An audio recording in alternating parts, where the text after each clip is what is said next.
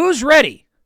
Indianapolis, Oklahoma City. Oh, shit, they're snoring. Oh, no, everyone's asleep. Don't feel bad. Don't feel bad about this. You are not the only ones who are like, Indianapolis and the Thunder. Indianapolis and the Thunder. Don't let the hipsters try to fool you. It's that same bullshit of like, oh, you got to listen to this indie band that I love, or you need to watch this avant-garde 4-hour Oscar-nominated bullshit film. Whatever, man. A lot of people like stars. We like entertainment, and there's just not a lot of it here. I mean, these are some small markets, man. I keep trying to tell you, size matters. It's not just your girl talking. They are the 27th, Oklahoma City, and 24th smallest markets out of 30 NBA teams. I'll repeat that. The 27th smallest and the 24th smallest markets in the entire NBA out of 30. That means they're in the bottom 15%, basically. There's really no big stars that we know, and people are going to just immediately jump me and go, oh, but they got the MVP. SGA's the MVP. Really? He's the number 9 jersey sold. There are 8 people more popular than your MVP, who is the MVP, but as far as the national attention, nobody's really, giving SGA his credit. Nobody puts him on that level. Haliburton, who I love, is not even in the top 20. Remind me who you are again.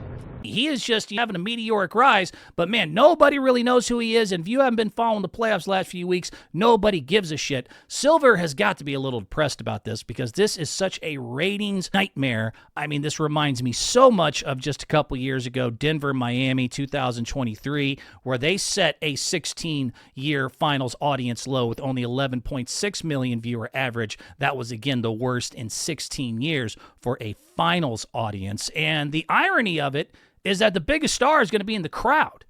Maybe we should get Caitlyn out there to like fight Garth Brooks.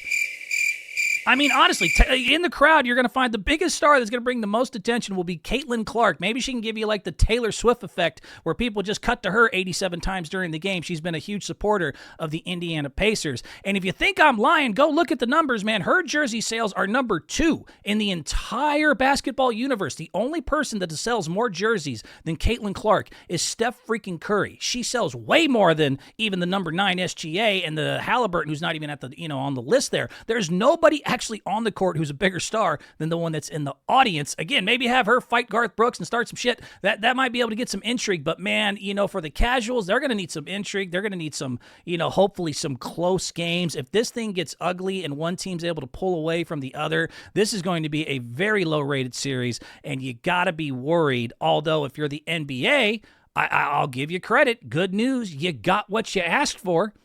In the NBA, and fair enough, they said we are trying to have parity in this league from now on. We want to focus, they've said this specifically, on shrinking the gaps of the best versus the worst teams, and you've gotten that, and now it's led to 2 of the smallest market teams in the entire NBA being your headliners for the final marquee matchup here, and I think it's going to bite you in the ass. Now, TV ratings have been okay so far, but I still, without New York most likely getting there, I would be very, very concerned that this is going to be a big kind of just dud to the end of what was a great playoff run. It should be good basketball, and it should be competitive, but man, it's hard. You got to have stars, you got to have storylines, and the Thunder and the Pacers just don't really move that needle, man.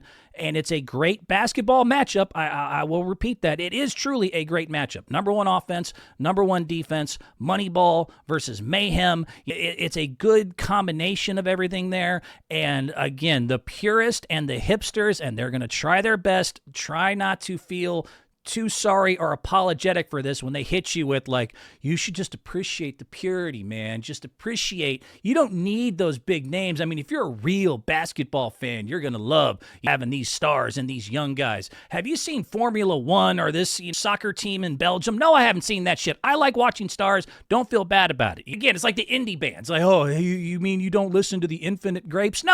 No, I don't. I went to Beyonce in SoFi. That's what I like to watch. Oh, you didn't want to see this new avant-garde movie, French Meter Maid Counts Matches? No, bitch, I like Marvel movies. Everybody likes stars. Everybody likes entertainment. And I hope at least on the level of play we can get it there, because at least on paper, this is a tough matchup to swallow as far as like getting just regular folks to pay attention. Thunder versus Pacers, I will admit, does not move the needle as far as the eyeballs. Now, intrigue as far as